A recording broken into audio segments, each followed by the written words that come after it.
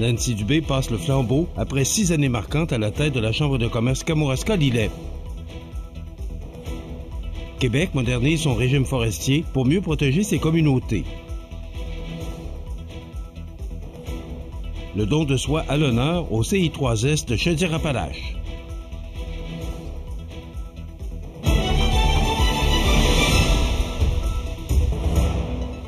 Jeudi 24 avril 2025. Bonjour mesdames et messieurs et bienvenue à votre bulletin régional sur le réseau de télévision CBA TV.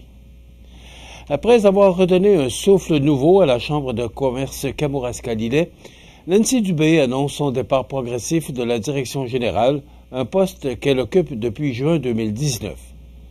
En 6 ans, Mme Dubé aura transformé l'organisation. Les chiffres parlent d'eux-mêmes. Les cotisations des membres ont bondi de 80 % et les revenus de la Chambre de commerce Kamouraska-Lillet ont explosé avec une hausse de 158 %.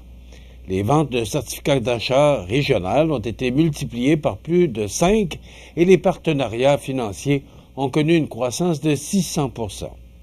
Sous sa gouverne, la Chambre de commerce Kamouraska-Lillet s'est solidement enracinée dans le tissu économique régional. Mais, loin de faire ses adieux, Nancy Dubé demeure dans l'entourage de la Chambre. Elle assurera une transition en douceur avec son ou sa successeur et continuera de collaborer à certains dossiers à titre de consultante. Fidèle à sa région, elle affirme vouloir continuer à œuvrer pour le développement local tout en explorant de nouveaux horizons professionnels. C'est comme mon bébé, cette chambre. Je l'ai remise sur pied, entourée d'une équipe que je considère maintenant comme une famille. Ce n'est pas un adieu, mais un « à tantôt », a-t-elle exprimé avec émotion. Le passage de Mme Dubé à la tête de la Chambre de commerce Kamouraska-Lillet aura été marqué par plusieurs reconnaissances, dont le titre de personnalité de l'année en 2021 dans Kamouraska-Lillet, selon le journal Le Placoteux. Coprésidente de l'Alliance des chambres de commerce de Chaudière-Appalaches de 2022 à 2025. Finaliste dans la catégorie Leadership au gala de la Fédération des chambres de commerce du Québec et plus récemment récipiendaire de la médaille du roi Charles III pour son engagement envers sa communauté. Le président sortant de la Chambre, Gabriel Hudon, a salué son leadership et sa vision. Elle a relevé le mandat avec brio. Elle laisse une organisation en santé, prête à poursuivre sur sa lancée. Même son de cloche du côté du président actuel, Frédéric Léonard, qui parle d'une femme passionnée et dévouée. Chaque jour, on voyait qu'elle avait la région à cœur. Ces 6 années ont passé à toute vitesse à ses côtés. Dans les prochains jours, le conseil d'administration publiera une offre d'emploi pour pourvoir le poste de direction générale, l'objectif étant de poursuivre la croissance de la Chambre de commerce Kamouraska-Lillet sans ralentir le rythme. Une chose est certaine, Nancy Dubé aura laissé sa marque et inspiré la prochaine génération de leaders économiques de la Côte-du-Sud. La ministre des Ressources naturelles et des Forêts, Maïté Blanchette-Vézina, a déposé mercredi à l'Assemblée nationale le projet de loi 97, une réforme majeure visant à moderniser le régime forestier québécois. Une annonce qui tombe à point, alors que les communautés forestières font face à des défis économiques et environnementaux de plus en plus pressants.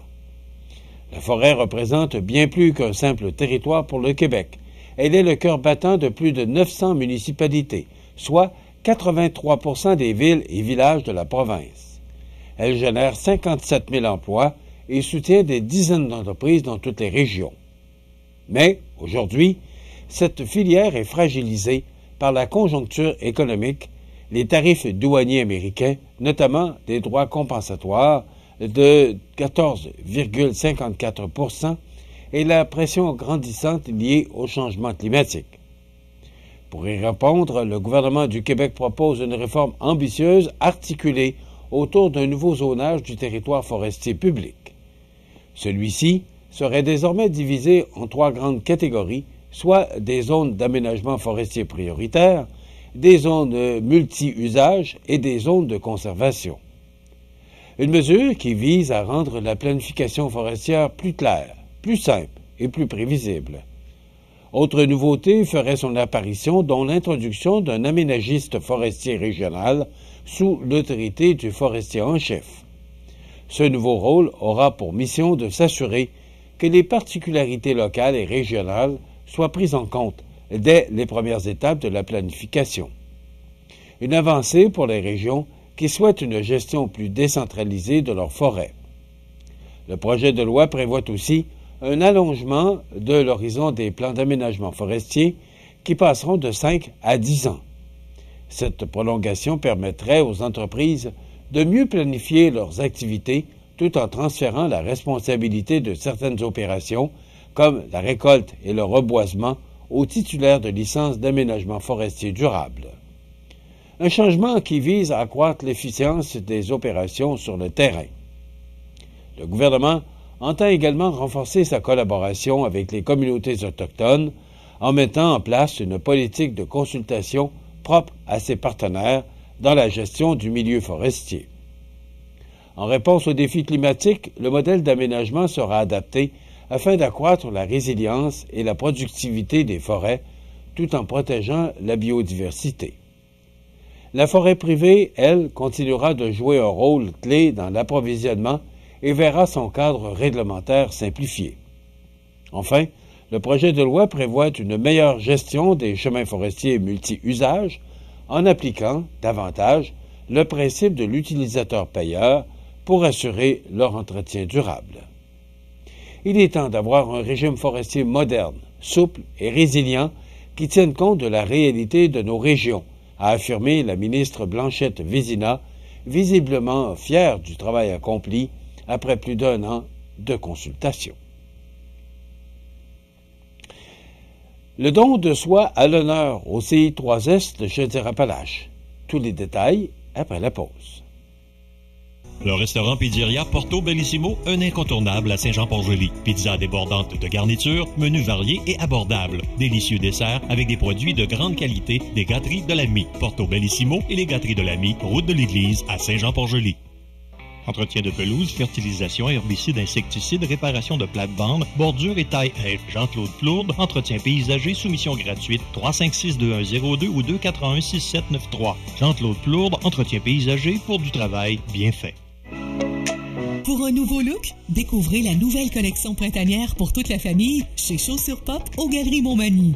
Une équipe dynamique et un service personnalisé vous attendent chez Chaussures Pop aux Galeries Montmagny ou chaussurepop.com. Vous regardez CEMA TV, le réseau de l'information sur la Côte-du-Sud. C'est sous le thème « En route vers le bénévolat » que se tiendra, du 27 avril au 3 mai prochain, la Semaine de l'action bénévole. Le CI3S de Chaudière-Appalaches profite de cette occasion pour rendre hommage à l'engagement exceptionnel de ces bénévoles, ces héros du quotidien qui, loin des projecteurs, apportent chaleur humaine et soutien aux usagers, résidents et familles.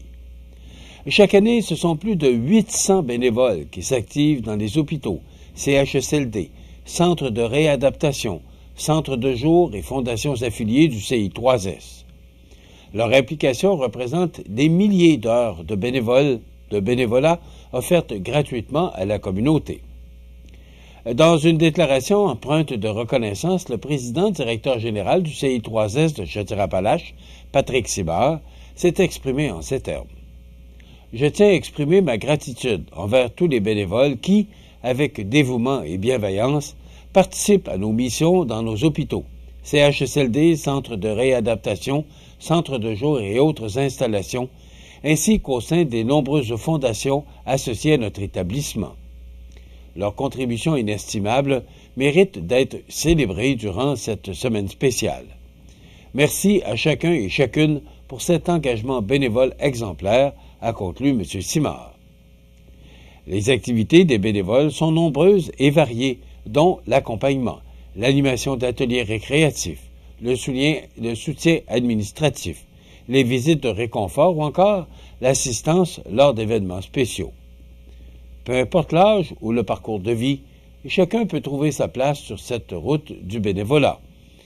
L'initiative est soutenue à l'échelle provinciale par la Fédération des centres d'action bénévole du Québec et qui rappelle que le bénévolat est un puissant moteur de solidarité. En créant des ponts entre les générations et en brisant l'isolement, il façonne une société plus humaine et inclusive. D'ailleurs, pour ceux et celles qui souhaiteraient se joindre à ce mouvement, le CI3S ouvre grand ses portes. Un accompagnement personnalisé est offert pour guider les futurs bénévoles vers des activités correspondant à leurs intérêts, leurs talents et leur disponibilité. Enfin, rappelons que le bénévolat n'apporte pas seulement du soutien aux autres, mais il enrichit aussi celui qui le pratique.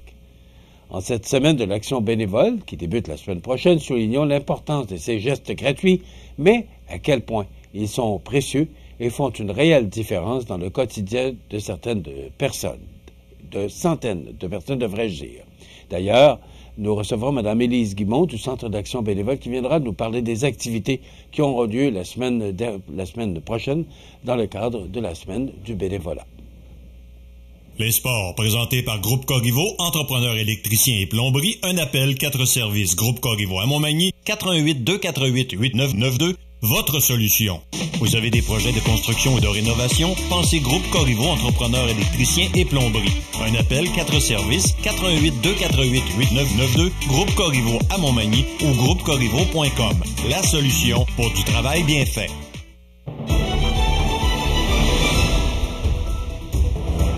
Au sport, c'est une année remarquable que viennent de conclure les jeunes gymnastes du Club Magny Gym, marquant leur saison par des performances inspirantes, une évolution constante et un esprit d'équipe exemplaire.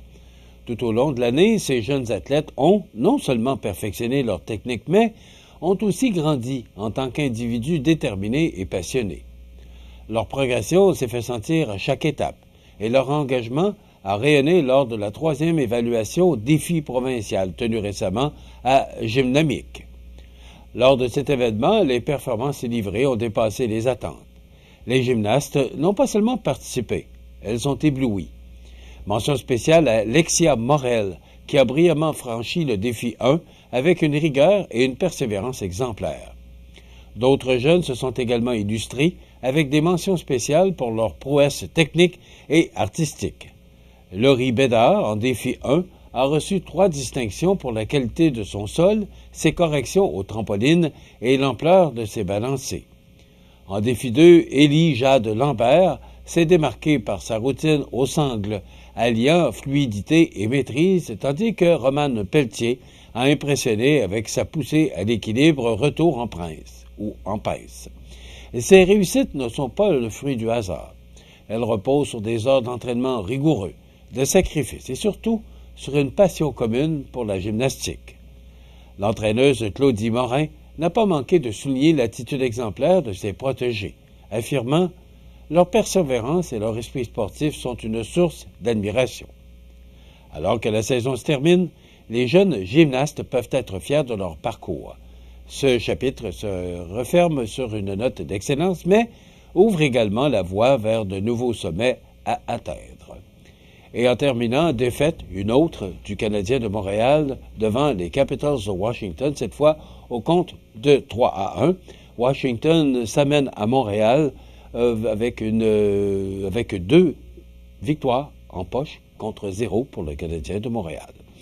Voilà ce qui complète votre bulletin d'actualité pour aujourd'hui. Dans un moment, les prévisions de la météo.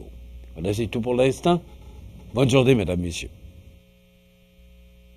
Pour rejoindre la salle de nouvelles de CMA-TV, nouvelles au pluriel @cmatv.ca ou encore 88 241 13 13 poste 226. Les prévisions de la météo. Une présentation de Promutuelle Assurance Montmagny-Lillet. Toujours à l'écoute de vos besoins.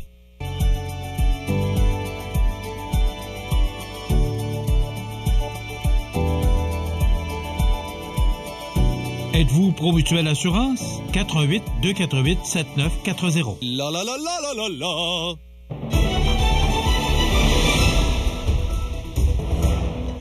Vous savez, des fois, on dit que nos météorologues nous prédisent à long terme et des fois, on dit qu'ils se trompent. Ben, je vous dirais que cette semaine, c'est pas mal général. Alors qu'on on nous annonçait une semaine grise, pluvieuse, fraîche, ben, il fait soleil, il fait beau. L'extérieur, c'est vraiment beau actuellement. Puis ça va être beau demain. Mais là, pour la fin de semaine, par exemple, c'est peut-être un peu moins beau.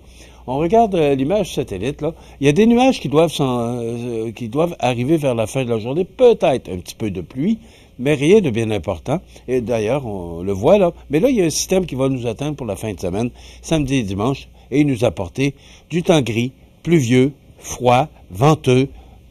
Ça va terminer le mois d'avril comme on l'a commencé. C'est pas un mois d'avril qui va passer à l'histoire. Donc, pour aujourd'hui, jeudi, alternance de soleil et de nuages, 60% de probabilité d'averse tard en après-midi, maximum de 11. Ce soir et la nuit prochaine, généralement nuageux, 60% de probabilité d'averse en soirée, nappe de brouillard au cours de la nuit, minimum de plus 2. Demain, vendredi, alternance de soleil et de nuages avec un maximum de 10. Et pour la fin de semaine, samedi, de la pluie, ce sera froid avec 6 degrés. Et dimanche, des averses, venteux avec un maximum de 11. C'est le retour du beau temps et le retour au travail, lundi, avec du soleil et un maximum de 14.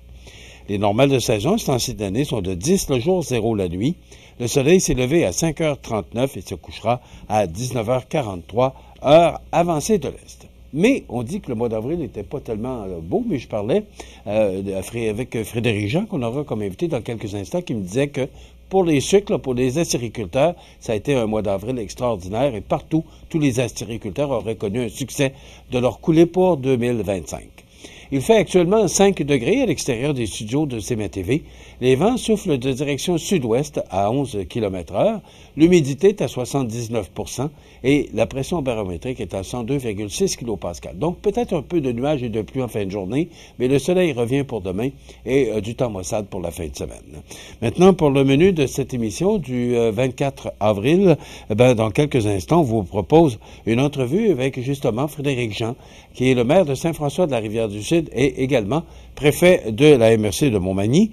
Et on reçoit Mme Élise Guimont, qui est agente de développement et de promotion de l'action bénévole pour le Centre d'action bénévole, qui viendra nous parler de la semaine du bénévolat qui aura lieu la semaine prochaine. Il y aura la chronique La Pouponnière. Bien sûr, on va jaser d'actualité et il y aura les avis de décès. C'est le menu de cette émission du jeudi 24 avril. Je vous souhaite donc une excellente émission à notre antenne.